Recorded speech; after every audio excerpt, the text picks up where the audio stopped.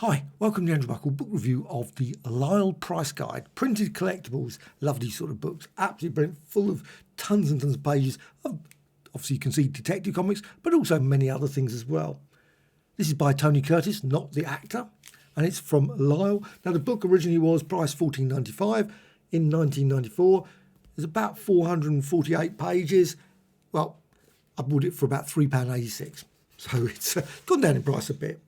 And actually, apparently, looking there, it was priced at £2 at some point. Obviously, I paid too much for it by putting that. But still, printed collectibles, and you got there, and it gives a complete long list. And the reason I bought it was this, actually, because I've got this one. And I don't know if I've done a run-through of this one. I love this book. The complete book, comic book price guide. Brilliant. 1994, 1995. Really should buy the, I think there's another one as well. Obviously, the previous year or the after that. Anyway. Completely off subject.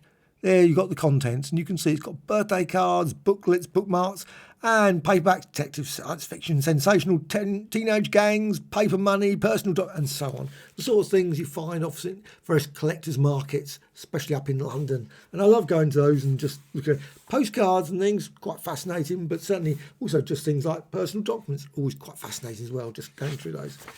And it's also got some adverts for various things, dolls and toys, clocks, etc., China, Art Nouveau and Deco, and also advertising as well.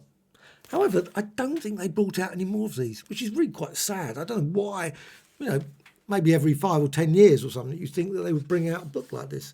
Because, obviously prices change, and also you include a few more things. Now, it's in black and white all the way through, and you've got aeronautical there. So you've got lots of great advertisements. I mean, they're always fascinating because it even dates it. So you've got Buchanan's, never heard of them, I must admit. Black and white, 1927. And then you've got autographed documents. You've even got like Walt Disney there. Alexander's Ragtime Band. Also, of course, you've got various other pictures there. Maria Callas. And now the comic book ones. Let's have a look for comic book ones. You never can find them, of course, quickly. You've got bookmarks. You've also got cartoon and comic strip annuals. Now, some of these are quite obscure. Now, I've got one of those, a pop annual. Now, I don't think mine's 1930s, but it's certainly around that sort of time. But Fragments, Bristow, I love that one. Life with Andy. Oh, there's another one of the pop annuals there. That one's 1920s. The Nipper. And it's just like great reference in terms of things like Farewell to Jane. You think, oh, you know what, that'd be great to find. All the Gambles, I remember those ones. Tidy's World. And also you've got here checks and bills, and you've got children's annuals. Now, I'm not really exactly certain how they define various things. They put certain things in annuals, some things in children's annuals. Bit odd, but still. You've got Archie Andrews. Now, I don't think that's any relation to the Archie comics, but Film Fun, Tom's Merry Own. You've got the Tiger Annual. That's 1961. Now, I've got Tiger Annual 1962. I think I bought for about £1, but this one was £4. Z-Cars Annual, of course. You've got the Jolly Gnomes Annual, whatever that was. The Girls' Crystal, of course. So most of these you can find in various markets. They turn up in even charity shops quite often. Not all the time, but like Schoolgirls' Own, Boys and Girls Annual, by Enid Blyton, no less. Knockout, Fun Book, Pip and Squeak Annual, 1931. And many others. Blue Peter one just passed there. Also got children's books. Got a vast number of Runaway Dick and Under One Flag, and also some very unusual one, The House That Jack Built. It's quite nice. And also you've got children's stories papers as well. I love the way stories papers. Union Jack, Peg's Paper, The Magnet, The Gem, The Hotspur, Wizard. Of course, they're all sort of famous comics later on. I mean, in terms of Wizard and Hotspur, I mean, I remember getting those. Not so much The Magnet, of course, that was a bit before my time. Also, chocolate wrappers. You got there. I love those. Double fruit. That sounds nice, doesn't it? You've got Devon Milk blended chocolate. I wonder what that means. Blended chocolate. Oh, Rupert milk chocolate as well. Cadbury's dairy milk. And actually, they're quite reasonably priced as well. Not that I'm going to rush and collect chocolate wrappers. I imagine there's a massive market in chocolate wrappers. Coffee Crunch. That would be a nice one to get, wouldn't it? Actually, I'd love to taste those chocolates again. They probably don't taste very nice now. However, you've got, oh, look at those ones. You've got Cadbury's Displays. I love that one. Plain Choice, that was good. Roast almond, fruit and nut, Brazil nut. God, wouldn't that be nice if that was coming out? I love Brazil nuts. So that would be nice as a chocolate bar. You probably still can get them. I imagine you still get a chocolate Brazil somewhere. And these, obviously, these are UK ones. Captain Marvel, now that'd be a good one. £10, that was quite expensive. Isn't it? I've got a copy of that, Black Magic one. Apparently £10. Actually, it's got some Jack Kirby in my one. Might even be that issue, I don't know. Batman one, Batman the Magician. Don't know why they called it that, but still, the Red Flash. I love those ones. You've got quite a lot of stories now. They do go for quite a bit now, if you can find them. The Red Dagger, those sort of ones, those sort of these collections of various things. You've got there, the Sun, Mandrake the Magician. And of course, one thing weirdly, and I suppose probably because it's printed, is it doesn't have any record covers, record sleeves. Would have thought they would have had record sleeves, which are printed, but obviously the records are not. I guess that, you've even got there the masks. Corky glow mask. Absolutely lovely. Comic giveaways. And you've got all the comics there. Girl, Dandy Comic, Puck, Magic. Now, I think most of these show... Oh, no, that one's... Is that in issue 1? It's fairly... Number one for that one. And that was going for £80 back then. I imagine it goes for a lot more in decent condition, of course. But, of course, they often get very rusty.